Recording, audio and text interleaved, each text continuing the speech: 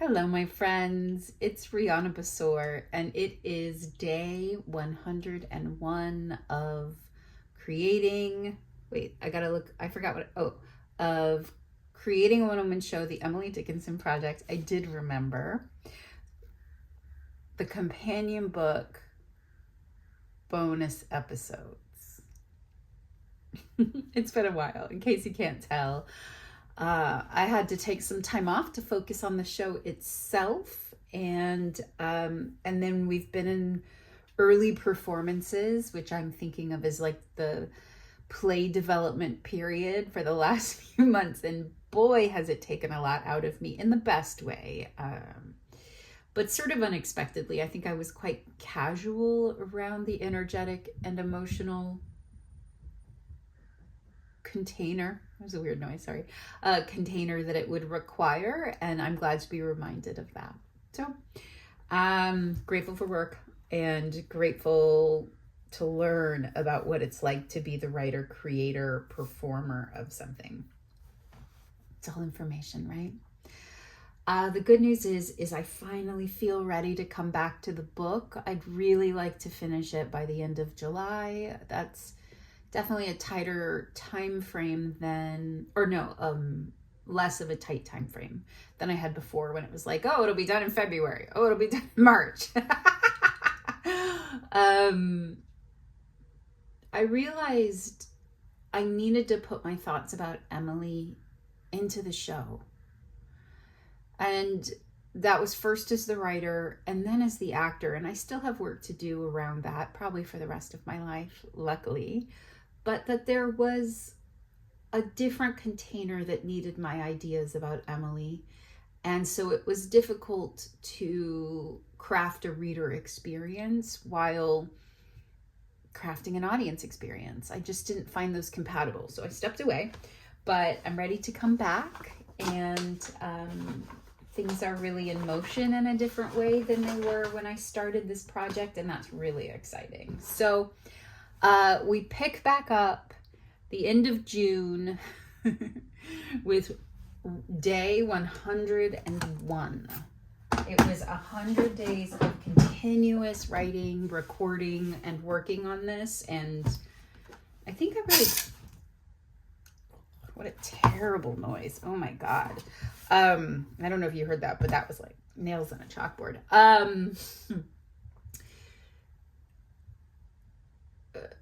What was I saying? It was really important to me to prove to myself I could complete the 90 days and then the 100 days. And for those of you following along at home, you know that my internet went out for a couple days. I think I found out that was self-imposed and I had unplugged the Wi-Fi, but we don't worry about details. I fixed the Wi-Fi. And then that step away, that it wasn't a break in momentum because I was recording every day. I just wasn't uploading.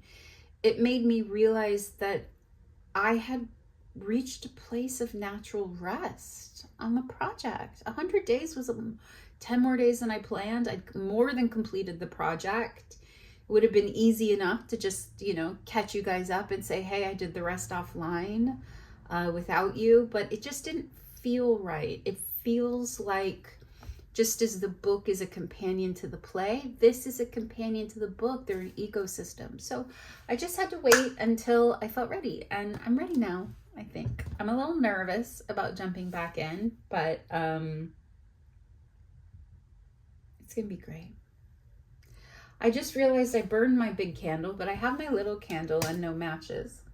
So maybe I'll solve that tomorrow and not today. I really don't want to get my butt up from this chair. These are my second chakra, passion, creativity. I don't know if aromatherapy is right, but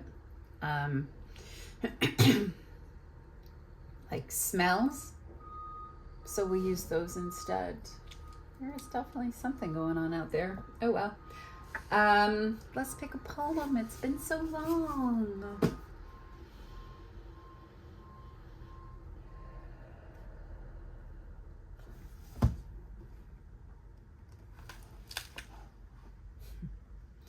If tolling bell I ask the cause, a soul has gone to God. I'm answered in a lonesome tone. Is heaven then so sad? That bells should joyful ring to tell a soul had gone to heaven. Would seem to me the proper way a good news should be given.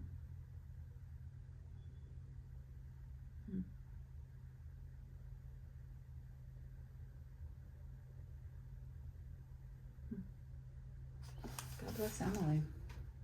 She just had her own way about things. It's so interesting because in my play, death is, I think a character is not quite right, but very present, or present. I don't know. Maybe it needs to be more present. And as a result, I've been thinking a lot more about, the persona of death, the character of death. And so that's a really fun Emily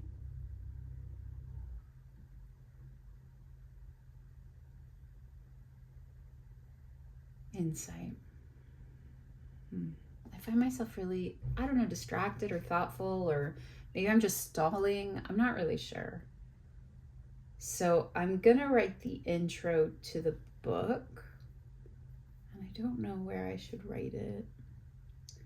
I guess in Word.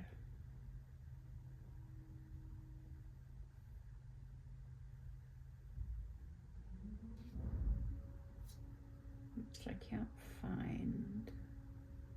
Silly thing. Oh, here we go. Word, there it is. All right, my darling. Let's jump in. I am working on the intro. I think part of it is I'm not 100% sure what I think the reader needs to know about what I think about Emily. It's a journal. It's about their ideas, not my ideas, but I do have thoughts about the way people project things on Emily, which allows to have a personal relationship. So maybe I'll start there. Oh, I gotta get my Pomodoro going on. I do have my headphones, but I don't feel like wearing them today. Maybe that's why I'm so distracted. I may just, I can't have this email open. It keeps getting emails and that's so distracting. Okay, so Pomodoro timer, great. Okay, we're gonna just try it this way. And if I need to put my headphones on, I will. Sound like a plan?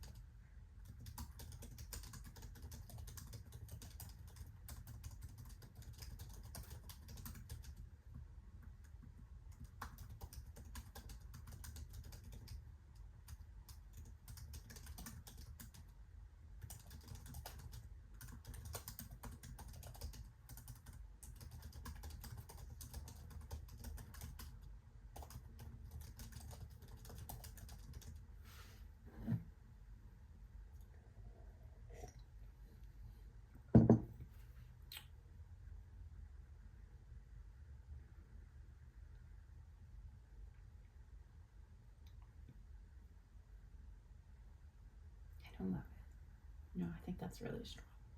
That's really strong, Anna. I really like that. Yeah, I don't love it, but I'm going to sit with it. Yeah, yeah, yeah.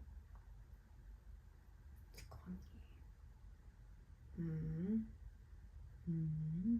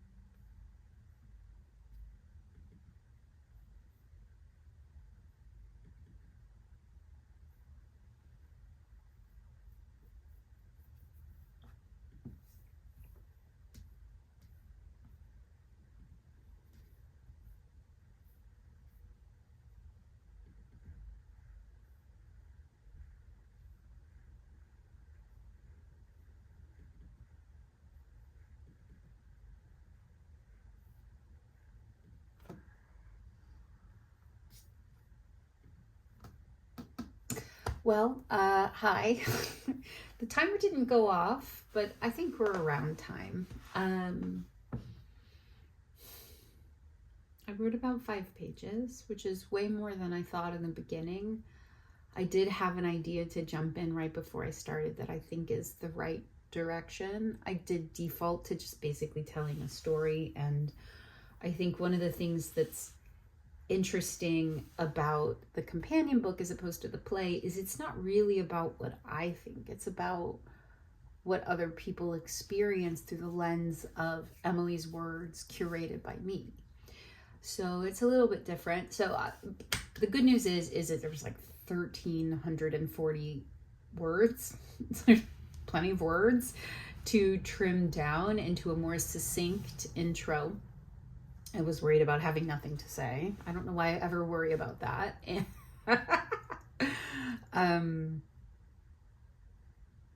And so I can refine and edit it over the rest of this week, which is really good because I do have a lot of personal stuff going on, and I'm not sure emotionally and energetically where I'll be. And editing for me is often less demanding than creating from scratch, although creating from scratch is such fecund material. It's just different, you know?